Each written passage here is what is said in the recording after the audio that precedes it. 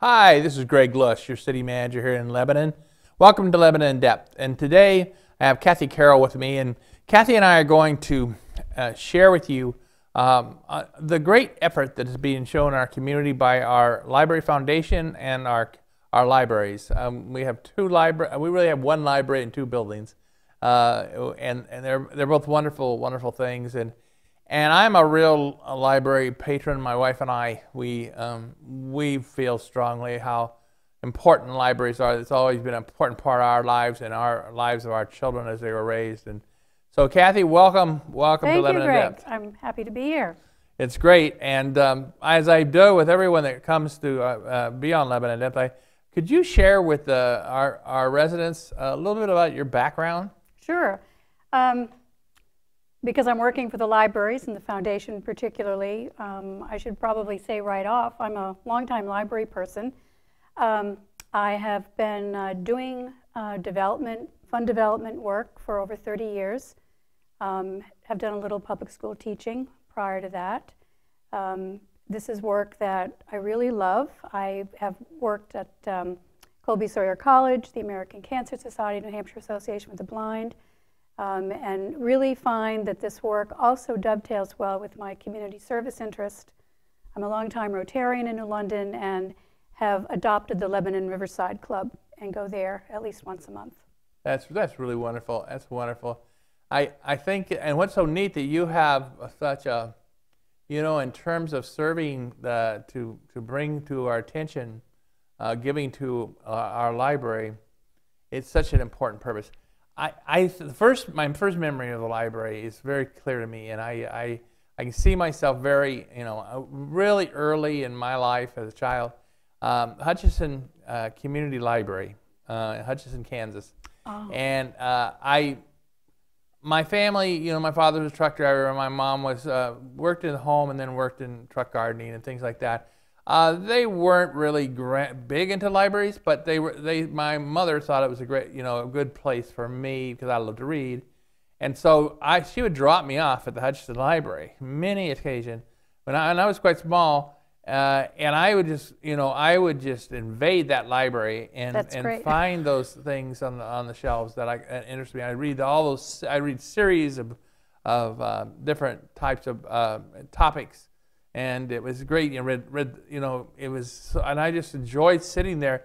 And it was such a comfortable place for enjoying reading a book and learning, and new worlds opened up. And it was just absolutely, and that was exquisite feeling, and I still lives with me now. We're talking in the 1950s, and so that's really neat. Now you have a chance now to serve that purpose of our library here and what it's all about. How did you come to decide to take this job? I know it sounds like it's right kind of up your alley with your interest, but how did you get That's into a great this question. The more I explored the position, talked with people, first with Libraries Director Sean Fleming, and then with the search committee, members of the foundation board, I really sensed their commitment to something very special here in Lebanon. Not just the new Kilton Library, but both libraries, as you say, the Two Roofs, One Library. And I have not been in the old West Lebanon Library, but just driving by there a couple of times. And I've been through Lebanon and been part of really the Upper Valley in terms of my orientation from home in New London for 30 years. But I really felt something that I wanted to be part of. And it was a new opportunity to build a program, to promote the libraries, talk about them, share a library's update, ask people to share their library story with me. There are lots of people with wonderful library stories. And mine, I mentioned the West Lebanon Library. Just driving by there, it just reminded me of the library that I used back in the 50s in West Acton, Massachusetts. And it's still there, the Citizens Library. And I started with the Nancy Drew books. I was about 9 years old and just never looked back. Read everything I could get my hands on. And books do open up whole new worlds, and that's something that we see every day with the young people coming through our doors at both Kilton and Lebanon libraries. It is, and I love. Maybe we'll touch upon some of the stories you've heard in your travels on behalf of our library foundation and our library. These stories just kind of flash in my eyes when you say things like that, because I start thinking of Eva Lewis. Eva Lewis was my grandmother, and she was the city librarian of Inman, Kansas. And Inman, Kansas was it was a stop sign and a rail crossing, and surrounded by wheat farmers. But they had a library. They put a library. It was the Inman Public Library, and she was the librarian all her life at the library. And she would sit on the porch, and the house that she had, it wasn't a few blocks from where the library was. So she'd walk to the library to go to work, and then she'd walk home again. And so when I would go visit her, then I would go walking with her to the library and walking back. And there was other children who would walk to the library and walk back to their homes. And the farm families would come in with their pickups, and they would drop off their kids for the library, and then they'd head back to work on the farm. So those memories you must encounter when you're out there searching comes up. Absolutely, and I think sometimes people don't always realize that they do have a connection with the library, a library that goes back. It's become part of them. It's so intrinsic to them. They have to stop and think and sort of, remember that it is a separate and special memory for them. Yeah, I think every resident in our community ought to think for themselves about this, as to what their experience with the library has been or was in their lives, and how it serves them, and why we need to continue to try to make it the best possible library we can for the community. Now, the foundation, I think we should tell some basics about our operation. There's two bodies that are involved in the library from our community. That is Correct. the Board of Trustees of the library, both Kilton Library and the Downtown Lebanon Library. And then there's the foundation board. And you work for the foundation board, am I correct? That's right. I'm not, as you know, Greg, I'm not a city employee. I report to the foundation, which is a private 501c3. And my job, really, it's a wonderful job, is to tell the library's story and to invite people to continue to support it. And one of the things I invite people to think about is, imagine your life or the quality of life in Lebanon without the libraries. They really are very much integrated, and it's not a coincidence, I don't think, that both libraries can be traced back to 1909. So we have a very robust history of our libraries and that whole tradition. And I like to think that that may have had something to do with inspiring the wonderful bequest we had from Mr. and Mrs. Kilton, that really was the foundation, if you will, for the new library that was named in their honor. That bequest and the people who have kept the libraries viable during all these years, it's such strong people. I have a lot of admiration for them, for both the Board of Trustees of the library and the Board of the foundation members, the board there, because I have got to know them, which has been a very pleasing experience for me. Absolutely, I would agree with that. They're so dedicated, and they're wonderful people, and they have a lot of knowledge, and they have a lot of life experience, and they have expertise and strength of character. It's just a good group to be involved with. And I think, particularly with the trustees who are elected by residents, there's a great deal of confidence and trust that's placed in them. They're really shepherding the library. The foundation is more the fundraising arm. We, on the foundation, my staff role, I'm the only employee, we collaborate and work closely with the trustees, and of course Library Director Sean Fleming. The trustees really set the priorities, and then it's our job to look for funding. Yes. And we are always careful to say that the city provides very generous funding, but it can't cover everything. It doesn't cover all of our annual operating expenses. More importantly, it doesn't fuel new initiatives, new programming, new directions that we need to go in to really keep the library strong and relevant. They're community centers as much as anything else, and it sounds as though from your boyhood in Kansas, they were community centers then, maybe more children congregating. But we see families, multi-generations, every generation, coming in and using the library for a variety of reasons, and we can maybe get into that a little bit. So it's important to keep that going with private support. It is, and we've had discussions about this, is that by doing this, what helps the city is because the city has reached a point in the way the property tax system works in New Hampshire that it really is a real significant burden that the people that are the parcel owners in our community bear in trying to keep our local governments going. And so as part of that, we try to be very lean and have been, but it still kind of presses people to the max because of the really focus on property tax and no other means of raising revenues. Right. But the world doesn't stop because we have a property tax system issue. The world goes on, and the world is saying to us to have these community information centers, to look at what the 21st century library should entail, how it should deliver its services, and what technologies should it deploy. There's so many emerging technologies. Absolutely. And people need a home to go to sometimes now. Between work and home, you know, the options available to families and to individuals and to persons that really may find it really need of information. They need a place for that, and that's why it's so important. And I guess that we have some diversity going in our libraries, community places that just, you know, provides lots of different opportunities for different folks. Now, what are the foundation setting priorities to try to provide a way of giving money to help us reach these important features that are necessary for us in this new century? What are their priorities right now? We have a first set of priorities that emerged after a joint session last spring and then a follow-up meeting with both the foundation directors and the trustees working together. And we also invited some other stakeholders to that first meeting. And it was very ably facilitated by a West Lebanon resident who's a member of the Lebanon Riverside Club, who has a library background, Bill Secord.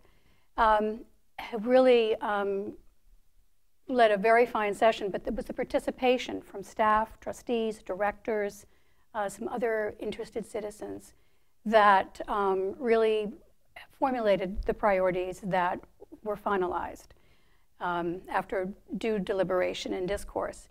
Right now, we're looking at plans to renovate the Lebanon Library downtown, really to give patrons a better experience in terms of more room to use technology, to rest and relax. You referred to needing a place between work and home, vice versa.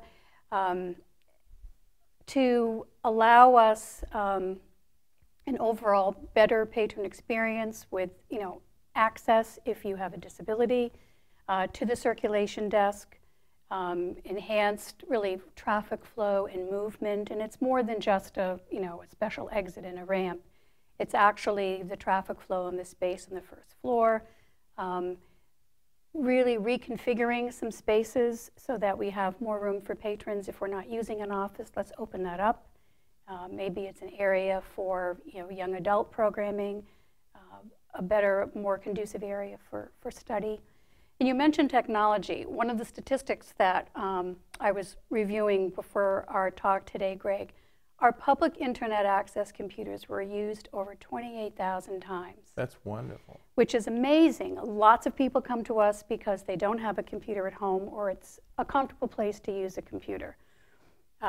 Many of them are also bringing their laptops in, and I think computer use would be much higher. We don't track Wi-Fi use.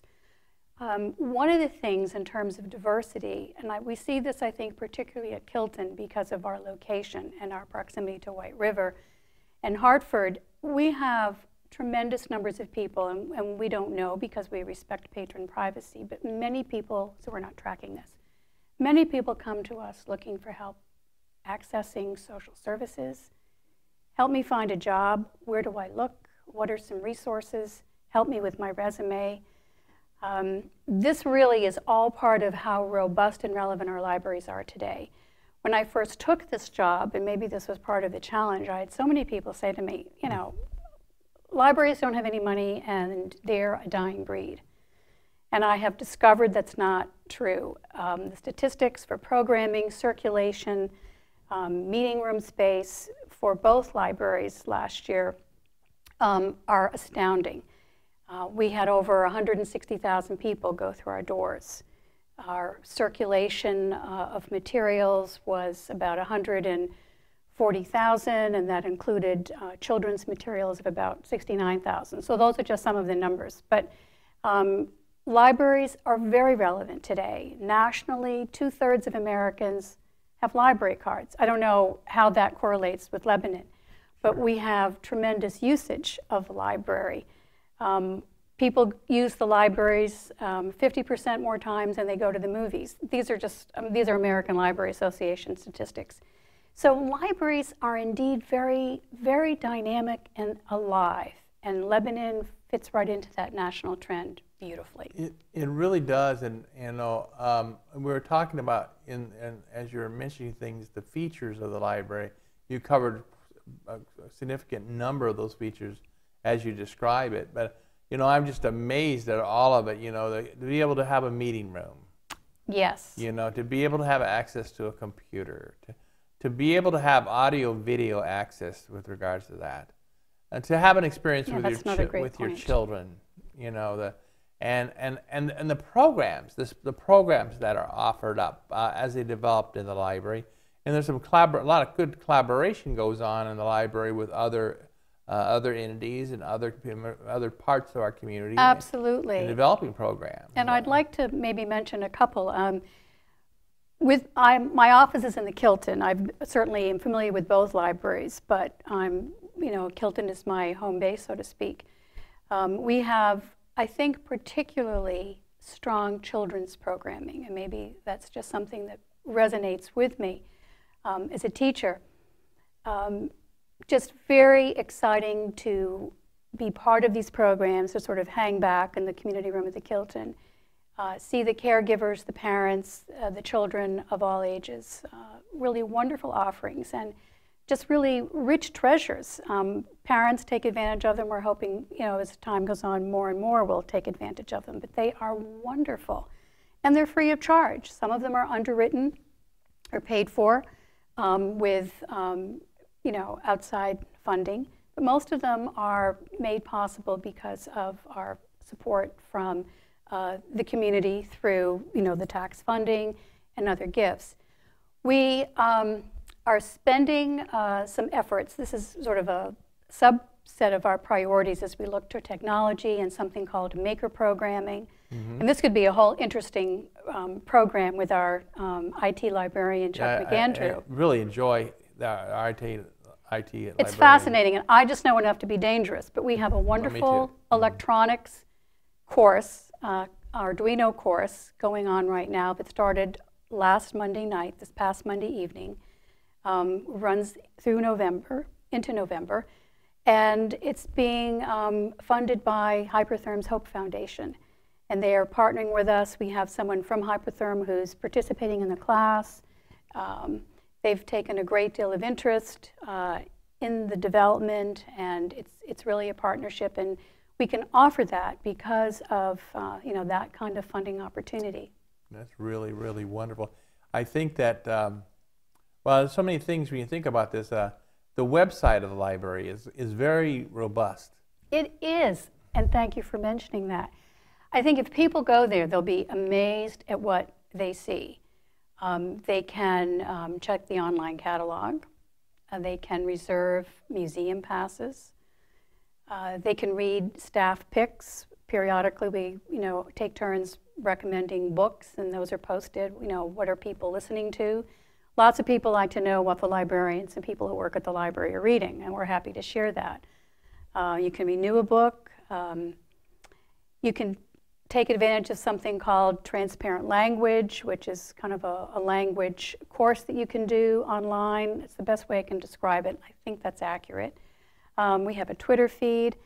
There's a history pin. We have pictures of the 1964 fire. It's really quite a resource, and I think a great introduction to the library, and I hope that will pique people's interest to come and visit us. I hope so too. I would encourage anyone to please take a peek at that at the website. You can find it by you can Google it, or you can find it just by going to our leb.net website, and it's part of us. It has a link and a link over into out of the city's website into the library's website. I know, and there's some interesting, like you can pick up solid waste tickets, things. There's a bunch of miscellaneous things that are part of providing the community need. I have learned that the job of a librarian is much more diverse than I ever imagined. Yeah, they're doing all kinds of things. They're like a general store, kind of. They are indeed. A little bit of this, a little bit of that. And I have to say that I think that the staff of the libraries, and every librarian works at, the substitutes work at both libraries. They are really a terrific group, very dedicated to their work and to the patrons. A good teamwork Absolutely. going on between, from all levels, to the trustees, to the foundation, to our director, who we greatly appreciate, and then to the librarian staff and all the people that work in the library. That's great. Thank you for saying that, Greg. I just have a lot of respect for them. I've enjoyed when we've had a few people on from the library here, and it's always been a really enjoyable moment when they're here with us. They bring a lot to the table when we have them present and talk about their programs, talk about themselves. When you go out and ask people to give or corporations to give, how do you approach that? I mean, some people have a hard time asking that, and maybe they don't. That's a great question. Don't quite understand how that goes. Well, I think what's always worked well for me in my experience over the last 30 some odd years is you do a little homework. You find out what they're interested in, what they have funded in the past, what maybe they're looking to be more involved with. You're really building a relationship with the person at the corporation or the foundation who's the decision maker or who's going to present your request. And that's really no different than talking to an individual donor, a community member, a patron. It's an individual conversation. And I try to make it very personal. Learn as much about them as I can. Share what's going on at the library, what we're doing well, maybe what we'd like to do better. Maybe that's an opportunity for a relationship with a corporation or a foundation. That we need some funds to sort of do some problem solving around this issue. Not that that's pertinent for the library right now, but that could be, but that's sort of part of the general approach. But you're really presenting an opportunity. We have an idea, we have this possibility, and this is a priority. It fits into our business plan, if you will, if you're talking to a business person.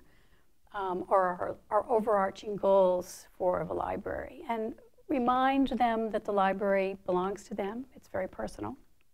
And funding is always important. I mean, my job is to invite support and to obtain gifts. But you want a long-term relationship, and it's sort of the art and science of knowing when to ask, sort of invite the question. And sometimes you don't always get a yes, but I always interpret that as no, thank you, not now, maybe later. I've been very fortunate to have few sort of, doors slammed in my face, if you will. But it's really about building a relationship and having a conversation, and it builds, and it's really easy when the time is right to make the ask, because the person you've been having this conversation with, building the relationship, is kind of expecting that. Yes. And many feel that it's an opportunity, and they're honored to be asked. And you may ask them for something that they're not that interested in. They'll tell you, well, I'd be more interested in doing something, not so much in technology, but children's programming. Or, I don't really like the renovation idea. I know it's important, but that's not resonating. Is there something else? Adult literacy with, digital literacy, something like that. But it's all part of a conversation. you're selling the library, but you're also, you know, selling an opportunity for them to be part of something very exciting. I think it's great. You know, part of our theme in the city is really about people. I mean, there's about 3 things the city does, and we do infrastructure, which is really part of it. That's where our real strength and skills are, trying to manage and deal with all the infrastructure issues that are coming as it finishes its life cycle. We want to keep the place safe and secure. But the part about people is the third really pillar of the city, of the 3 pillars.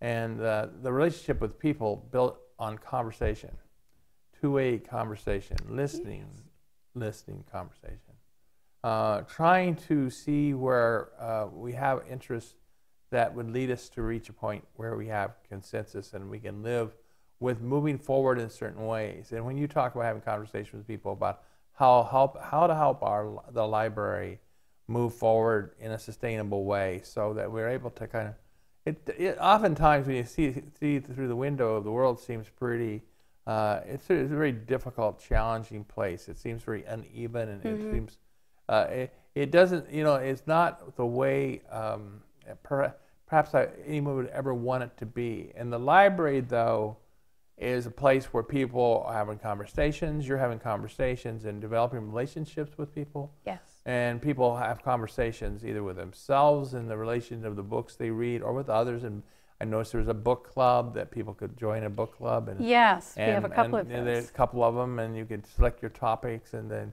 you know, and had reading assignments and questions that you would ask of each other in a book club setting.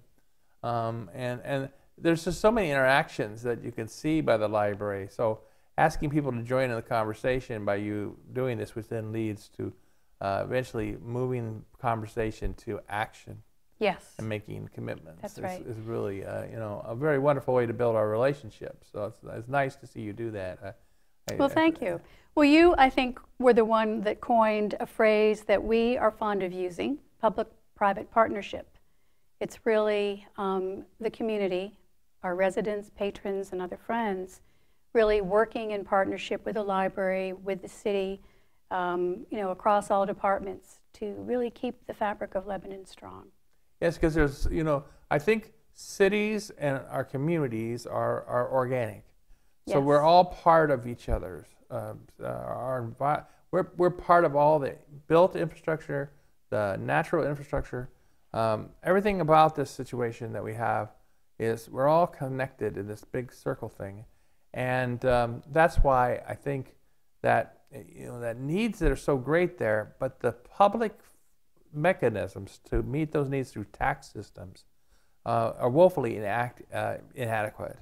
And so that's why we lead to the foundation, because this is a place where we can join together and make common cause and contribute. In our last few minutes together, I want us to talk about the ways of giving. There's many ways. My wife and I are participants in this, in what you're doing. Yes, thank you, Greg. And so we do, and it was very simple. What we did, we simply went on the website. There's a thing about giving. They cited it, and I do everything electronically, basically, and I electronically transfer dollars to our contribution. Yes, you're one of our most loyal supporters. Thank you, Greg. So there's many ways of giving. So could you describe some ways how people might give? Yes, and I think we're going to try to expand that in the future. Right now, we have an annual appeal. I think this is our 3rd or 4th year of doing the appeal, where we invite the support of our residents and other friends to make a gift to the annual fund. And we'll have a fall appeal going out in November. There are ways that you can support the library through volunteerism, through book donations, and those happen in a variety of ways. I know I myself have brought books in, sometimes they're put in the collection, sometimes they're not. They're put on the books that are available for sale, or the free books, and I think that is a very sustainable practice. So you're supporting the library with all of that. There's also, and this is where the work of the foundation comes in, we would like our friends to consider legacy gifts, long-term support. And we're going to be developing a program along those lines. In addition to current gifts, maybe special gifts to support a project, which is my focus, and leadership gifts to the annual fund. Gifts of all sizes matter. It's really about participation, and we invite all of that. Well, we hope you have listened to our show today and see the ways of doing. Now, if someone wanted to contact about giving, in our last sentence or two, what would be the best way of doing that? I hope they'll be in touch with me personally. My direct office line is 603-442-6156, or they can reach me via email. It's kathy.carroll@leblibrary.com. Well, that's great. And what we'll do is we'll with the kind help of our great collaborators and partners, CATV, we'll get that information and try to put it on the screen. Thank you, Greg. And I want to thank all our current supporters for their wonderful support. And thank you, Greg, for inviting me to be here with you today. I'm really happy to. All right, remember, give to your library. Without that giving that we need to do, we won't be able to do the things we're doing and the great possibilities of the future. Take care today and have a good day in Lebanon.